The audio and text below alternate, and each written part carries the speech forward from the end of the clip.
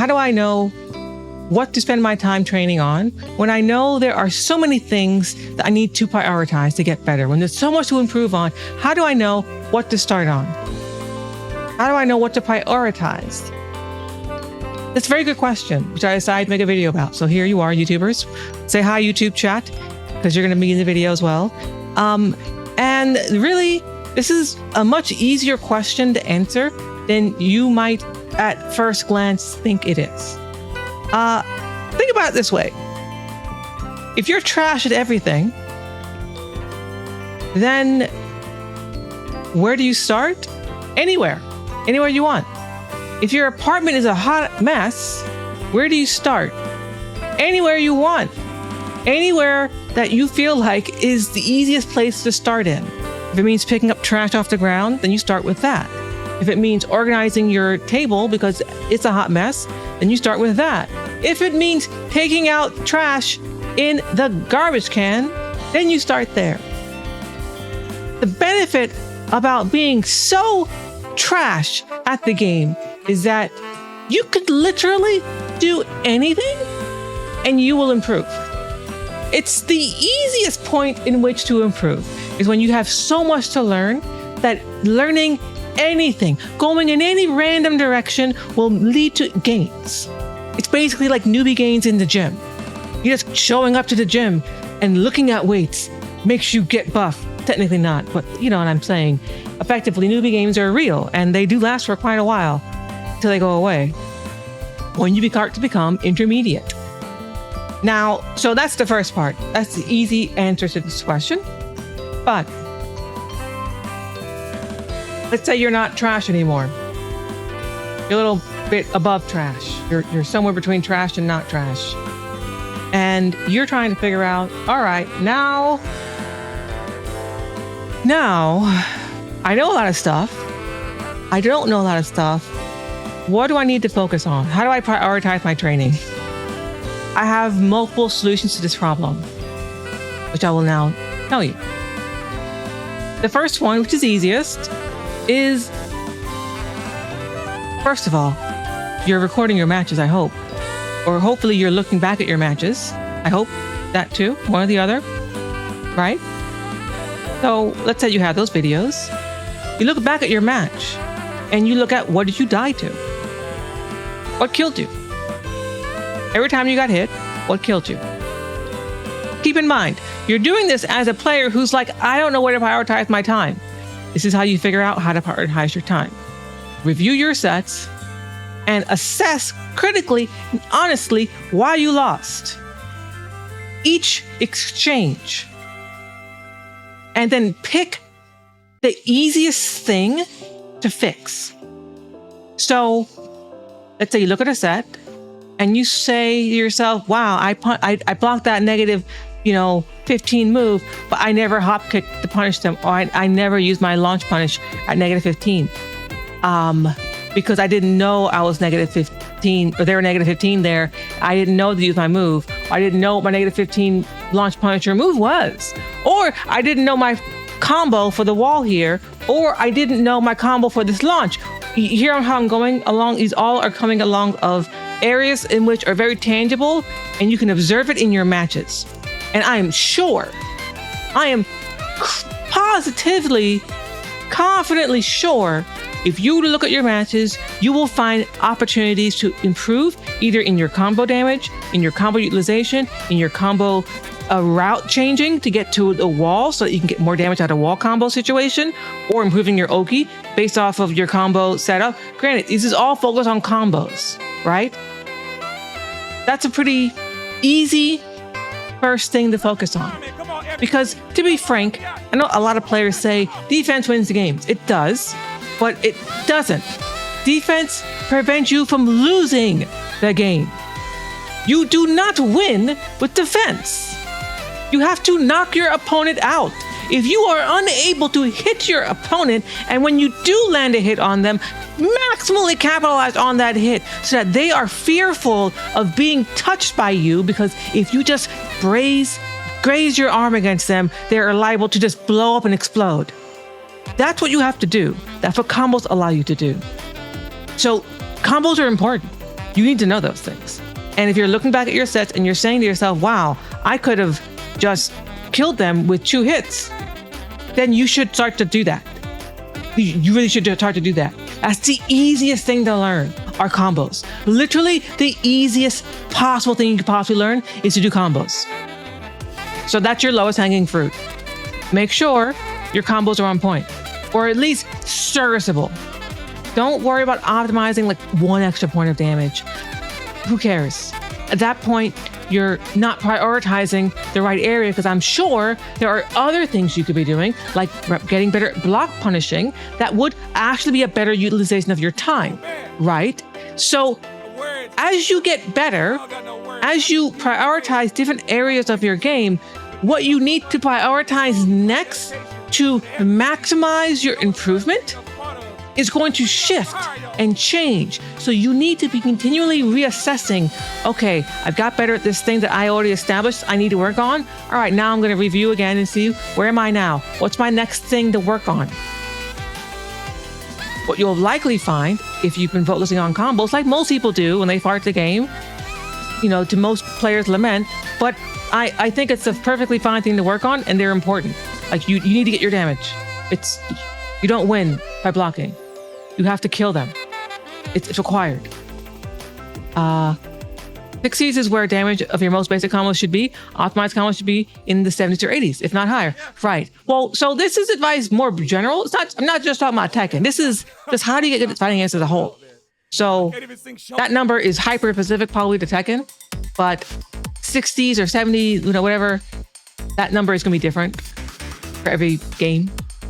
Maybe it's easier to think of percentage of your health bar, how much percentage of the health bar is getting taken out by your combos. Most modern games seem to be 2-hit deaths combos situations, or about like 2-hit plus a couple of incidental hits that lead up to those 2 hits, or 1 really big hit and a bunch of small incidental hits, which will lead to death, right? So no, it's fine. I'm trying to give a broad overarching approach to getting better at fighting games, because this question is larger than even just fighting games. This is a question of, how do I get better at anything? How do I get better at any skilled activity that requires practice, effort, and is complicated and has no real skill ceiling? How do you continue to improve? This is how you do it. So this is a larger life lesson I'm giving, not just about fighting games. But we're going to use Tekken as our jumping off springboard, so it's quite all right. Necromancy Black. So you might find, as you reach the intermediate level of play, that block punishment becomes more of an issue. You're getting your combos when you do land them, but you're leaving a lot of damage on the table. Because when you block someone's attack, you don't know that you can punish them and get a free combo. Think of block punishment as combos that require knowledge of your opponent's character. That's how I think of them.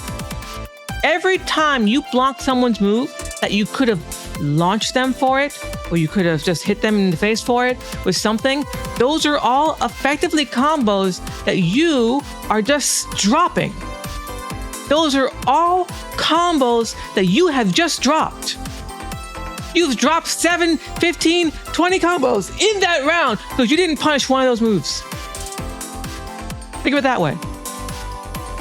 So you spent all this time practicing your combos, but you're leaving on the table the easiest combos you could possibly do, which are block punishment, right? There's executionally block punishment. But again, this is why combos really come first. Because if you don't know your combos, then your block punishment will be trash because you won't know what combos to do when you do punish someone with a move that's launchable. So you really should start at combos, then move to block punishment. You might start block punishment where you have launches, but I would say block punishment where it's just you're getting frames. You're getting, your jabs, you're getting your quick, small moves. Some games will have bigger moves, but that's where you go next, typically. Now, you've got your combos down. You've got your block punishment down. What's next? Mix-ups. That's what's next. So you're looking at your sets and you're like, okay, I'm getting my block punishment, I'm getting my combos, but I'm still dying. I'm still losing. And you might find as you look at your losing sets that you just don't know when to press, or you can't open up your opponent. They're not doing punishable moves anymore. You've now gotten out of that rank or that skill tier of player, whether you're playing in ranked situations or offline. So that's where I typically play. It was offline. Rank isn't really the place that I typically practiced in. It was just players and friends. We just would have people who are around your skill set who were certain strength levels, and you'd play with them. Now, you'll find eventually you'll meet up with opponents who will never, ever be punishable on block. And now you have to learn, how do you, A, not do moves of your own that are going to lead you to be punishable on block? And B, how do you open up that kind of a player? Now, the solution to that is going to be varying from game to game to game. But we're going to use Tekken now. You're going to have to learn how to use lows that are useful. You're going to learn how to use throws that are actual mix-ups. You're going to have to learn how to use movement and other things that can confuse and disorient your opponent and hide your intentions. You're going to need to start to actually track your move option selection and say to yourself, all right, I did this to this, and it didn't work. Okay, well, what could I do that would make it actually hit? And if your answer becomes, well, my character doesn't have a reason to make this move hit, then you probably have a bad mix-up and you need to revisit or rethink it. In that process, you might find it helpful to look at better players who use your character and see what moves are they choosing to show their opponent and when, and think about why. What about when it's YouTube chatter? What about when you have the same flowchart in your brain and you can't escape it? You've already got your solution right there. Break your flowchart. Stop flowcharting. Make it more complicated. Make your flowchart more complicated and into a strategy and not a flowchart. Flowcharts on their own are bad, but strategies are good. And what turns a flowchart, which people typically consider to be a bad thing, into a strategy is when you have multiple branches that are branches upon branches upon branches of your flowchart. Then people tend to call them strategies. I still call them flowcharts, but I'll concede that most people will not call them that because they want flowcharts to mean a very specific kind of play, like flowchart can, which I will agree with. That's what most people mean by flowchart. Okay, so mix-ups, these esoteric things, that's where you're going to end up eventually. And when you get to that point, where you're in the esotericness of the game, you're going to also find another thing. No longer is your losses coming because you're leaving damage on the table via combos dropped, metaphorically or really dropped. Now, you're probably dying because your opponent's killing you. AKA, you're not blocking well enough. AKA, you don't know how to block these mix-ups well enough. AKA, you don't know how to defend effectively against your opponent's character. Now, how will you know you are in this state of needing to prioritize your defense? AKA, you're playing Tekken? No. Actually, remember, we start off with combos, and we start off with combos from block. That's next. Then you might go to mix-ups. Offensive mix-ups, right? I'm trying to order and tier this in a way that doesn't fight our natural instincts, which is hit the person. And what's going to happen is as you play these games and become better at hitting your opponent, you will instinctively, intuitively become better at defending against them. But you can learn how to defend against your opponents. That's not going to make you any better at hitting them. That's the part people get kind of twisted because they skip the reality that if you don't know how to damage your opponent, it doesn't matter what you're blocking. It doesn't matter how good you are at blocking. If you can't kill them, you have to kill your opponent. They have to get hit by you eventually. You have to know when to do that and what to do it with. So I push back against like defense is all that matters. It's not. And in Tekken 8, it's even more important to learn how to kill your opponent as well. So, but I don't think anyone in my chat was actually saying that. I'm Flash. What's it called? No, I'm shadow boxing with ghosts. But I'm sure there's someone thinking this who's watching this right now. So this is for you too. I think people really mean flowchart to mean a viable strategy with no variation. An unviable strategy, I would think. AK, you're playing Tekken 8. Oh, I see. I didn't read your first part. Haha. Doesn't exist in Tekken. Yeah, it doesn't. Okay. So you look at your fights and you find you're dying because you don't know how to defend. Great, cool. Now it's time for you to go look at people's strings, look at their mix-ups, look at the frames. This is where frames become really important, because if you don't know your frames, or you don't know your spacing, or you don't know the push block, and you don't know your frames along with the push block, then you're not going to be able to find out solutions to these problems that you're being presented with by your opponent, and you're going to be lost. At some point, you need to engage with these mechanics along the skill progression tree. If you're serious about getting better. If you're not, then who cares? You'll get stuck. Like, this isn't for you.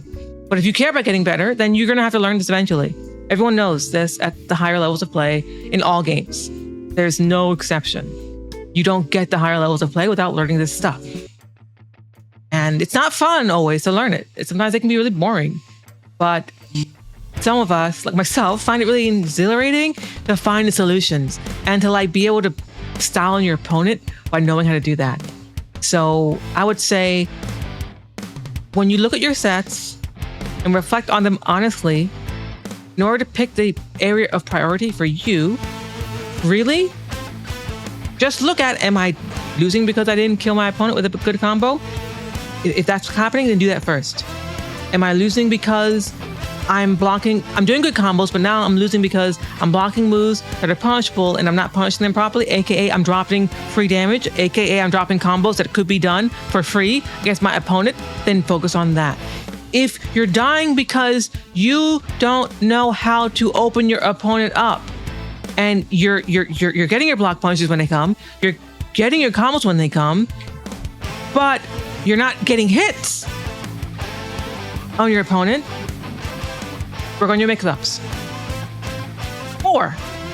Fourth thing, if you're getting your combos, you are effectively blocking and punishing people's moves. You are effectively opening people up when you do have a chance to do that, but you're dying too quickly to your opponent when it's their turn to run their mix-up on you, then work on learning how to defend better against that character or against the cast, more broadly. That's the order in which I would go about prioritizing my time. If you're watching me right now, you'll see I'm currently prioritizing my time on learning how to do number 2, which is blocking better and punishing people when I block their moves. Because I know combos, but my block punishment is sorely lacking. And I'm Rajan Kishin level right now. So to give you also a sense of like how far you can get without like doing certain things. Granted, I'm OP in mix-ups already because of my practice in Virtual Fighter. And I understand some other like high-level concepts of these games, but you still have to get your Wheaties, which is block punishment. Can't avoid that. No way around that. Gotta learn it. You don't get to engage with these higher level techniques until you really effectively do the lower level things, because oftentimes the higher level techniques are consequences of the lower level mix-ups. So, block punishment. If you're trying to understand what these frames mean, and what I'm talking about, like playing safer and tighter, go check out the video over here, which is going to be about small Tekken.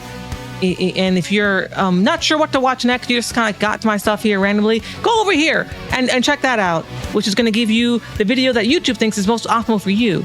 And I don't know what that's going to be, but YouTube thinks you're going to like it, so you should check it out. And then the last thing to do, if you haven't done it yet, is over here, right here, bam! Click on this. This is to subscribe to my channel. Want to see more content like this or hang out in my streams? Click on that.